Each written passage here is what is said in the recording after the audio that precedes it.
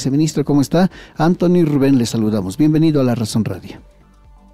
No, gracias La Razón Radio por la entrevista y presto pues a informar algunas reuniones que hemos tenido últimamente con víctimas de las dictaduras y víctimas acá y Sencata, pero también presto a intercambiar criterios con relación a temas relativos a justicia, a memoria, a verdad, etcétera.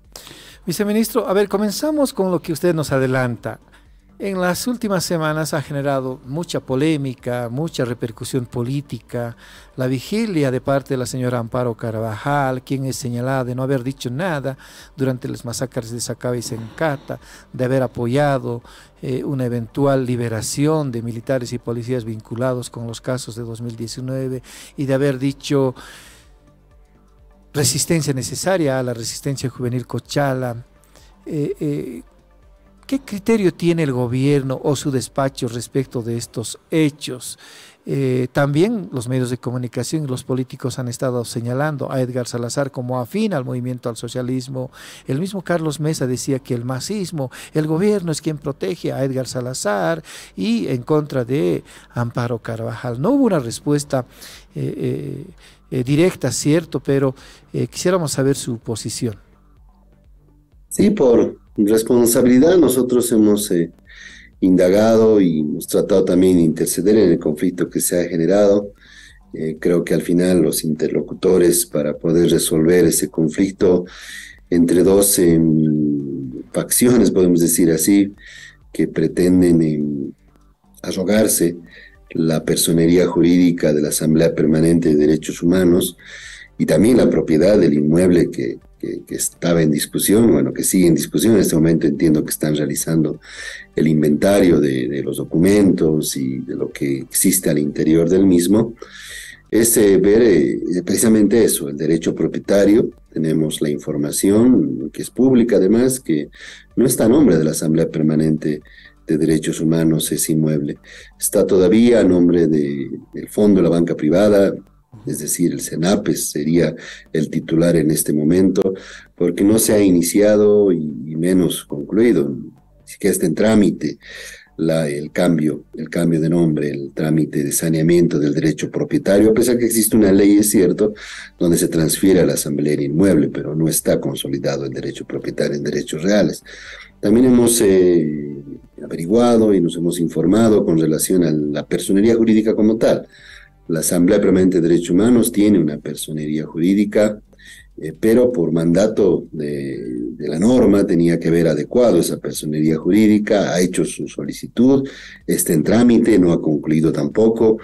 Es decir, que esos dos elementos nos permiten concluir que al no haberse terminado los trámites ni de derechos reales, ni de adecuación de la personería jurídica, creo que tienen que sentarse a dialogar las partes en conflicto, revisar la documentación que tiene cada una de ellas, y ojalá se pueda llegar con esta intermediación que se ha ofrecido el Defensor del Pueblo a una solución pronta, ¿no? Es una asociación como cualquier otra, es más allá de la importancia que tiene por la defensa de los derechos humanos, pero es una asociación como cualquier otra que tiene que cumplir la norma, tanto para regularizar su derecho propietario del inmueble que ahora está reclamando, como para reclamar también la personería jurídica como tal. Viceministro, buen día, ¿cómo está? Antonio, le saludo otra vez. Buen día, Antonio. Bien. Sabemos también, viceministro, que están trabajando algunas mesas interinstitucionales precisamente para cumplir o mejorar, en este caso, la atención que se le brinda desde el Estado a las personas que han sufrido violación a sus derechos humanos. ¿Cómo está avanzando el trabajo en estas mesas, viceministro? Sí, el día de ayer tuvimos una reunión interinstitucional todavía. No hemos terminado de reunirnos con las víctimas, pero ya hemos empezado un acercamiento. Y precisamente con ese proceso de acercamiento con las víctimas, tanto las dictaduras del 64 al 82 como las víctimas Sacaba y Sencata, hemos logrado diseñar unas fichas de actuación, unas fichas de acciones concretas en los diferentes rubros que hay que trabajar para una reparación integral. El primer y el punto de partida es una política que se ha aprobado el año pasado. Tenemos históricamente, como país me refiero, una política de reparación integral para graves violaciones de derechos humanos en gobiernos inconstitucionales. Esta política necesita planes de implementación. Esta política necesita que los ministerios, las entidades competentes, la sociedad civil, las propias víctimas puedan trabajar en esos planes de implementación. Y el primer paso que dimos fue recoger de las víctimas todas sus inquietudes, ¿no? Hemos trabajado en 6 líneas estratégicas. Solamente te digo una de ellas para no cansar y para poder seguir con el diálogo: la rehabilitación, por ejemplo, o la restitución. Y en cada una de esas áreas, de esas líneas estratégicas, nosotros hemos recogido de las víctimas cómo ellos creen que podría rehabilitárseles en su derecho humano vulnerado, cómo creen que debía restituírsele al estado anterior a la violación de derechos humanos su situación. Y hemos obtenido unas fichas que las hemos compartido ayer con las instituciones, con el Ministerio de Salud, el Ministerio de Trabajo, Ministerio de Economía, Planificación, con la Asamblea Legislativa, porque también se van a necesitar normas seguramente, y estamos en ese trabajo. Hemos terminado la reunión con el compromiso de revisar estas fichas que se han trabajado a partir de los requerimientos de las víctimas, con un plazo de un par de semanas, para poder tener claros ya cuáles serían los planes de implementación de la política de reparación integral. Interinstitucional, nos dice viceministro. ¿Qué instituciones participan de estas mesas de trabajo? Sí, inicialmente se había trabajado con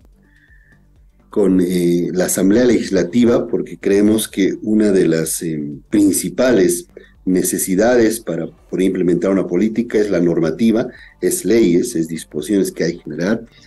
Posteriormente se fueron incorporando, y de acuerdo a los ejes que hemos planteado en la política, otras instituciones. Está, como decía hace un rato, el Ministerio de Salud, porque la rehabilitación implica mucha atención de salud, incluso piden un seguro, una atención médica permanente.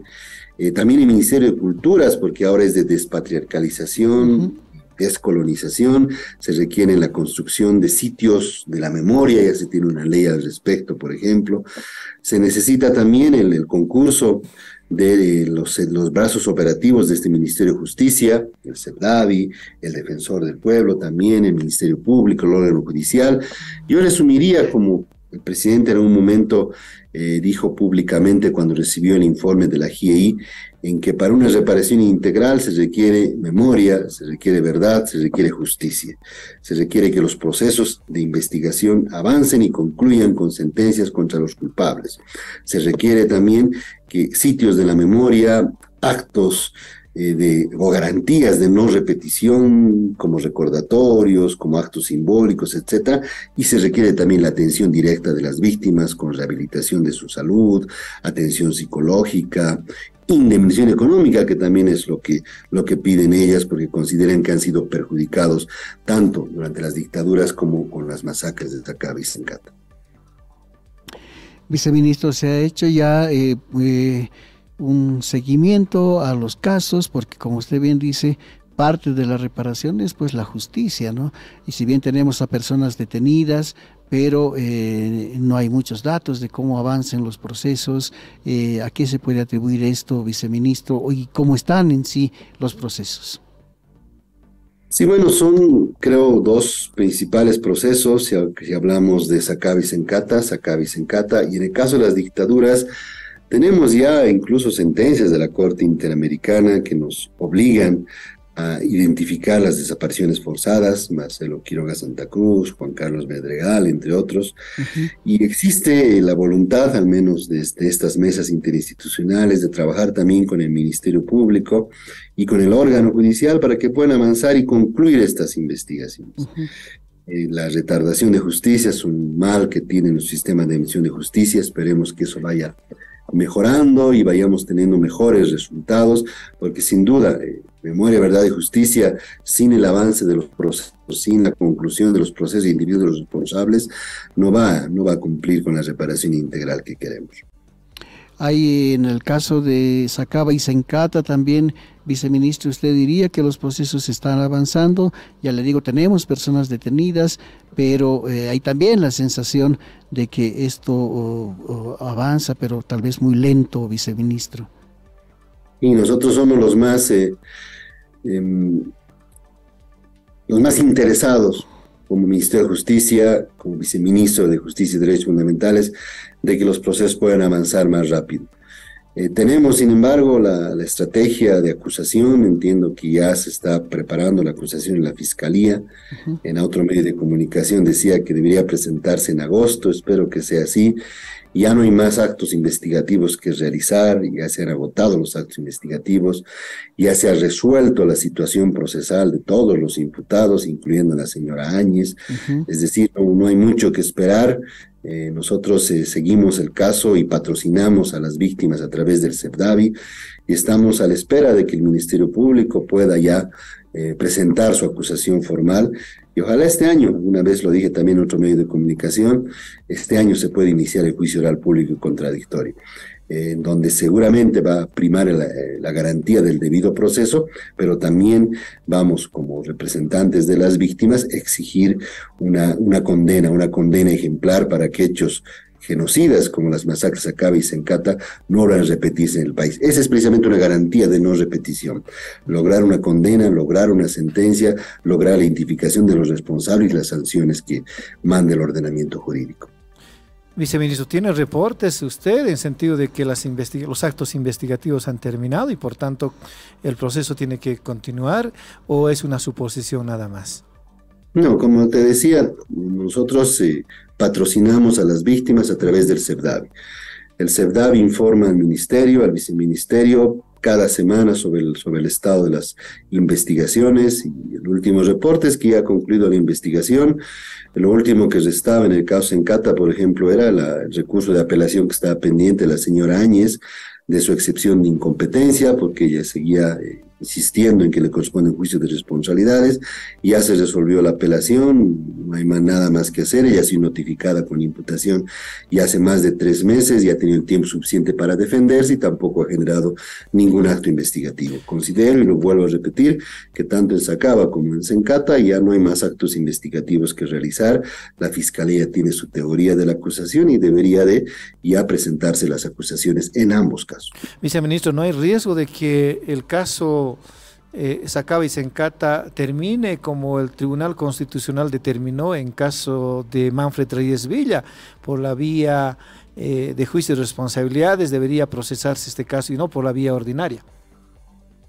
Ya se ha pronunciado el Tribunal Constitucional, ya se tienen sentencias constitucionales que se han emitido, y ya hubo también amparos constitucionales en ambos casos, Sacaba y Sencata. Ya se ha pronunciado la justicia constitucional con relación a la señora Yanine Áñez. Y el elemento fundamental para que se pronuncie fue, algún medio de comunicación también lo decía cuando me preguntaban de Manfred, es la ley aplicable al momento de los hechos. En este caso, ella en el momento de los hechos tenía que haberse aplicado la ley 044, y la 044 claramente establece quiénes son beneficiarios de juicio de responsabilidades y quiénes no. Y la sentencia fue el elemento fundamental para que tanto los tribunales de garantías constitucionales a los que ella acudió, como los tribunales ordinarios también a los que ella acudió, te decía, el elemento importante para que determinen y fallen en contra de la señora Áñez fue la sentencia que ya se dictó en el caso Golpe de Estado 2, y como ustedes también saben, ya ha sido confirmada en apelación y está pendiente de notificaciones para seguramente agotar la vía ordinaria a través de un recurso de casación.